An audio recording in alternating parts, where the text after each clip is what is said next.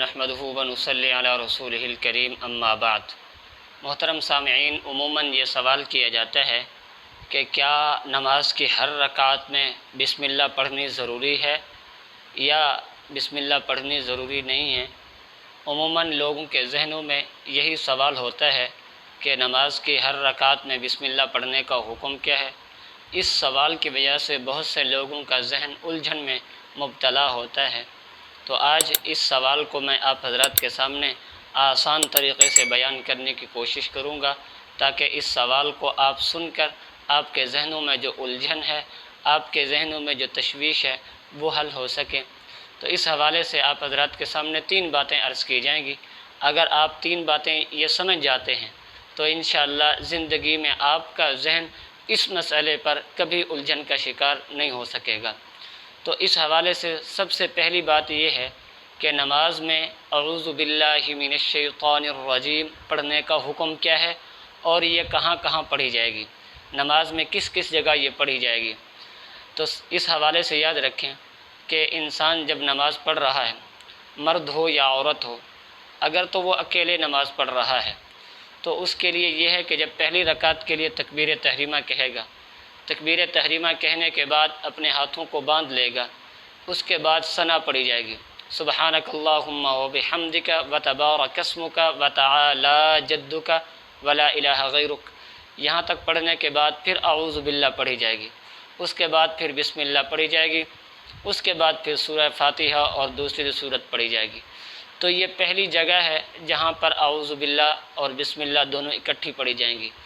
اب اس کے علاوہ جتنی رکعت والی آپ نماز پڑھ رہے ہیں،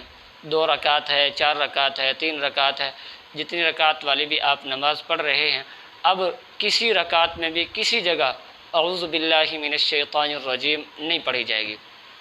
دوسری چیز بسم اللہ الرحمن الرحیم، اگر آپ اکیلے نماز پڑھ رہے ہیں، مرد ہو یا عورت ہو،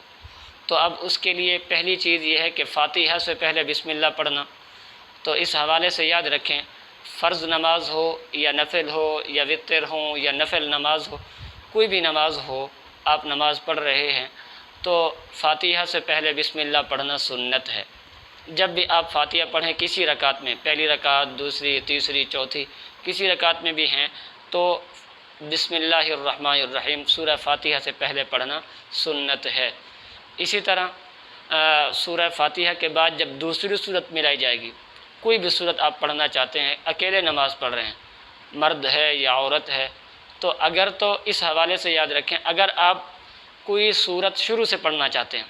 مثال کے طور پر عموماً آخری سپارے کی جو چھوٹی سورتیں ہیں، سورہ فیل ہے، الم تر کیف فعل ربک باصحاب الفیل، اسی طرح سورہ قریش ہے، ماعون ہے، سورہ کوثر ہے، کوئی بھی سورت ہے، یعنی اگر آپ کوئی سورت شروع سے پڑھنا چاہتے ہیں تب تو آپ بسم اللہ پڑھیں گے،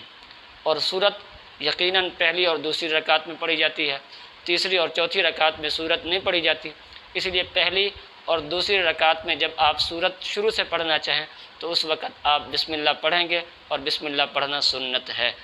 اور اگر آپ کوئی ایسی جگہ سے تلاوت کرنا چاہتے ہیں جو سورت کا شروع نہیں ہے،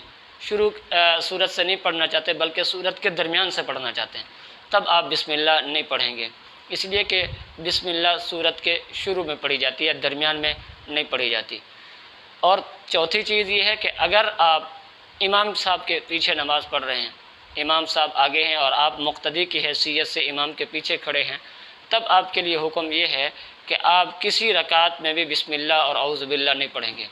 پہلی رکعت میں جب تکبیر کہی جائے گی، تکبیر کہنے کے بعد ہاتھوں کو باندھ لیا جائے گا، اس کے بعد امام بھی اور مقتدی بھی ثنا پڑھیں گے، سبحانک اللہم وبحمدک ولا الہ غیرک تک پڑھیں گے۔ اب جو مقتدی ہوں گے وہ خاموش ہو جائیں گے، اب آگے کی قرأت امام نے کرنی ہے، آگے بسم اللہ اور اعوذ باللہ اور فاتحہ سے پہلے بسم اللہ، دوسری سورت سے بسم اللہ پہلے، یہ ساری جو ہے نا قرأت امام ہی کرے گا، اس لیے کہ امام کے پیچھے مقتدی کو قرأت کرنے سے منع کیا گیا۔ آپ علیہ الصلاۃ والسلام نے فرمایا، من کان لہ امام فقراءۃ الامام لہ قراءۃ،